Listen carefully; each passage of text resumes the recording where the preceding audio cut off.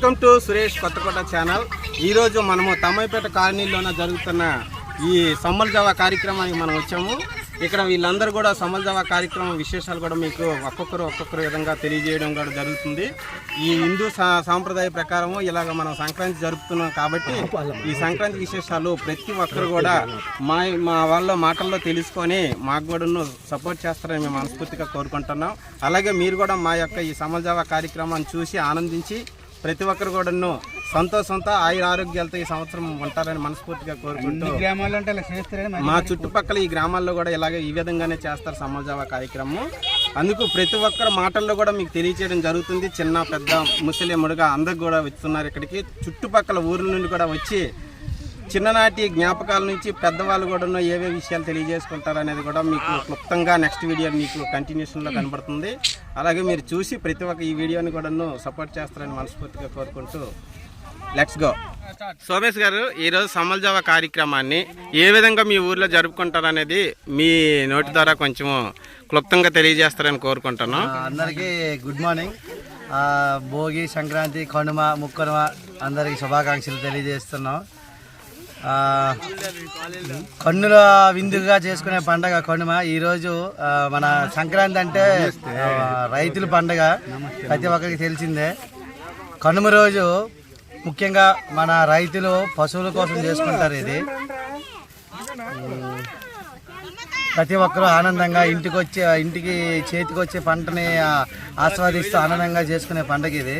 So ఈరోజు మా ప్రజలందరూ ఇక్కడ మా ఊరు గ్రామస్తులందరూ వచ్చి ఈ పండుగను చాలా ఘనంగా జరుపుకుంటున్నాము. మీరే చూస్తున్నారు కదా, చూపించు మొత్తం అది ఇక్కడ మా కుర్రోళ్ళందరూ ఎక్కడెక్కడ ఉన్నా పండగ మాత్రం ఖచ్చితంగా మా ఊరు చేరుకుంటారు.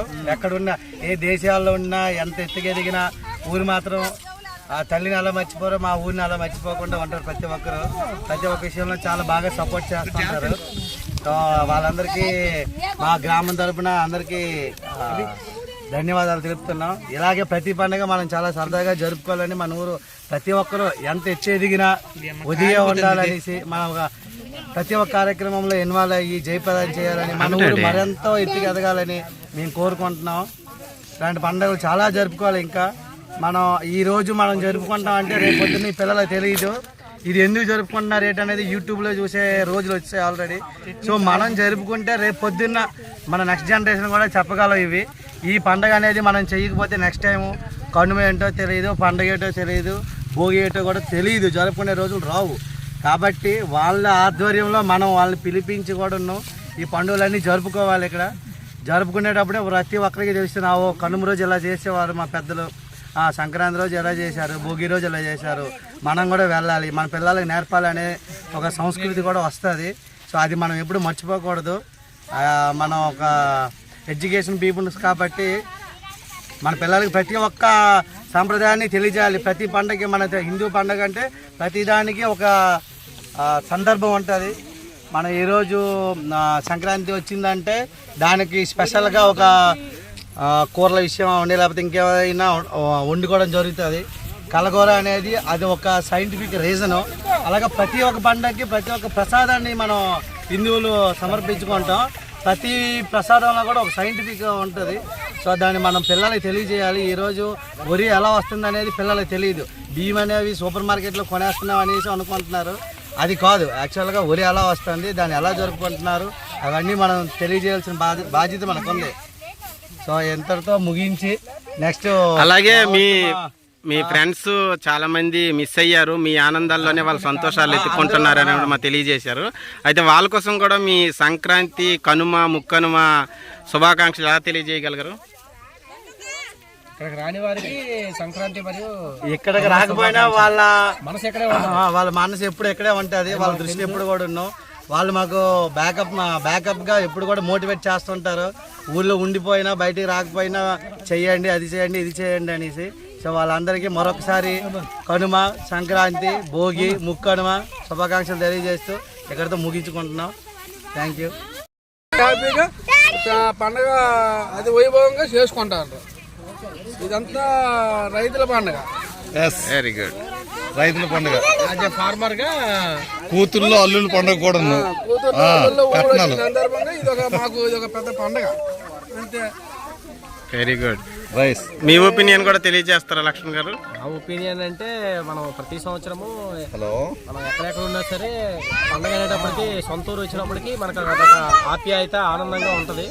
సో ఒక రోజైనా 2 రోజైనా సెలవు తీసుకొని సంవత్సరం అంతా మన ఉద్యోగాల్లో బిజీగా ఉన్నా సరే ఊళ్ళో అందరితో పరిచయం కోసం అంటే మళ్ళీ గ్యాదరింగ్ గెట్ టుగెదర్ టైప్లో మనం ఉండడం కోసం పండుగ కోసం ఈ సమ్మల జావాన్ని ప్రాముఖ్యత ఏంటంటే రైతులందరూ కూడా కలిసికట్టుగా అప్పట్లో మనకి సాపంక్తి భోజనాలు అనేవి ఉండేవి.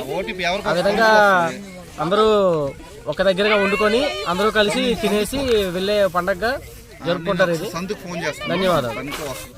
చంద్రరావు గారు, సమ్మల జావా కార్యక్రమం కోసము మీ సీనియర్ నుంచి మీరు ఉన్నారు కాబట్టి పూర్వ రోజుల నుంచి జరిగిన విషయాల నుంచి ఈ రోజు వరకు కూడా తెలియచేయండి.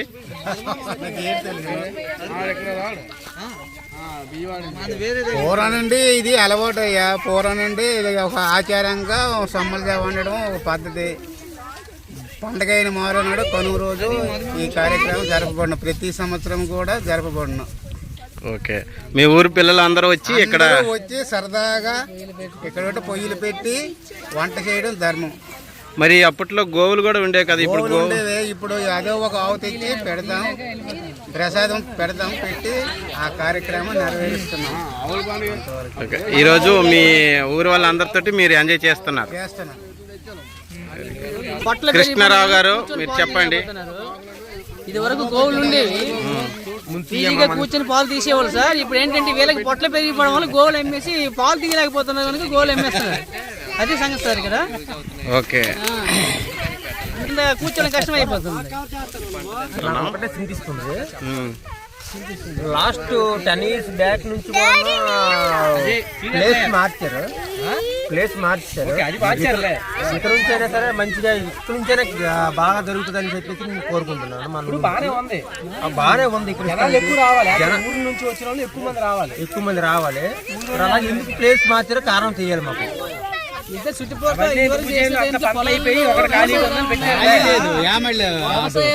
కారణంగా మన క్లాలీ ప్లేస్ కావాలంటే ఇక్కడికి వచ్చాం సార్. ఓకే, అన్ని కూడా బాగానే చేస్తున్నాము, పర్లేదు.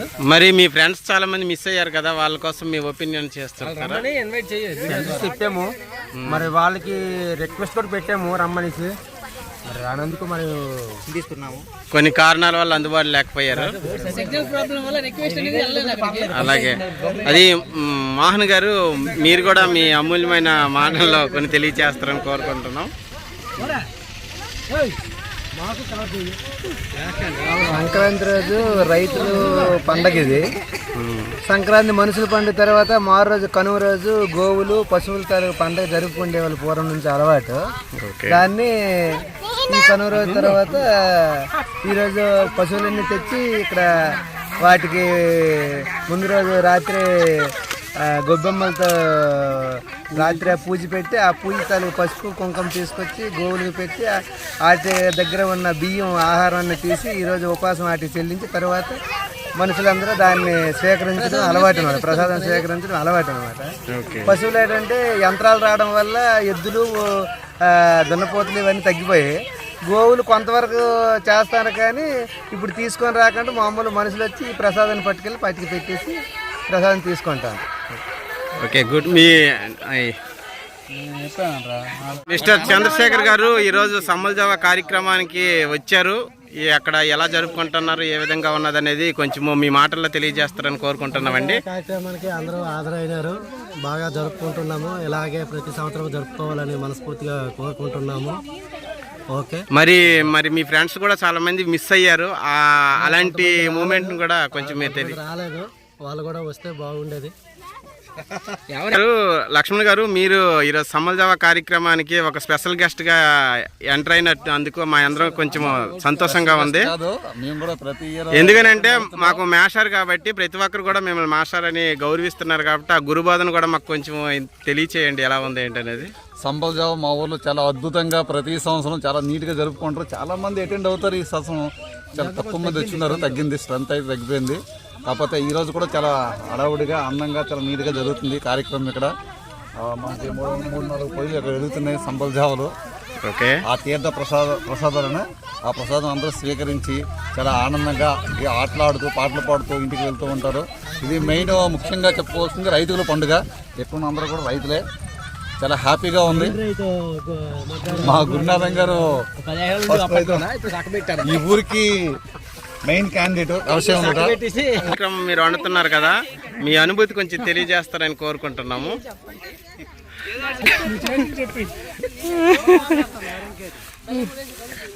ఇక నిలబడరు తమ్ముడు, ఆగు. అదేంకేందుకు కరబట్టుకో పర్లేదు.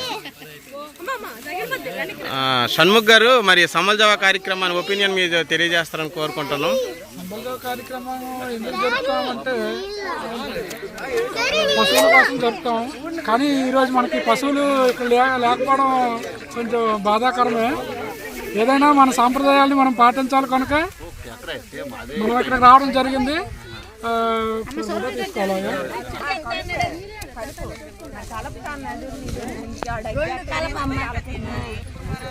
భాస్కర్ గారు, సమ్మల్ జావా కార్యక్రమం కొంచెం చెప్పండి, ఏంటి, ఎలా ఉంది ఏంటి? మా సంక్రాంతి కానుక సమ్మల్ జావా జరుపుకుంటాం ప్రతి సంవత్సరం.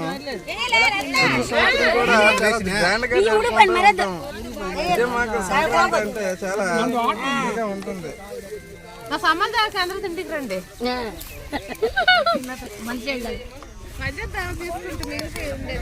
సమ్మల్ జావా కోసం 4 విషయాలు చెప్పమ్మా.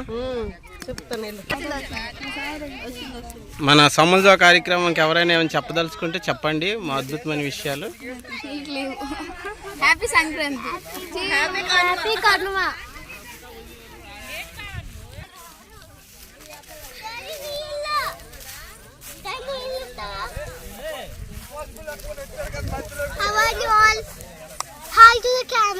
చెప్పు, సమ్మల్ జావా ఇక్కడ ఏం చేస్తున్నారు చెప్పు. నువ్వు నిలబడి చెప్పాలి. ఈరోజు పొంగల్ డే, కానీ ఈరోజు అందరూ pongal, jam, samosa, symbol Java అన్నీ చేస్తున్నారు. కానీ ఈ ప్రజలు, ఈ ఊరు చాలా బాగుంది. మంచిగా చదివితే ఇంకా చాలా బాగుంది. లైక్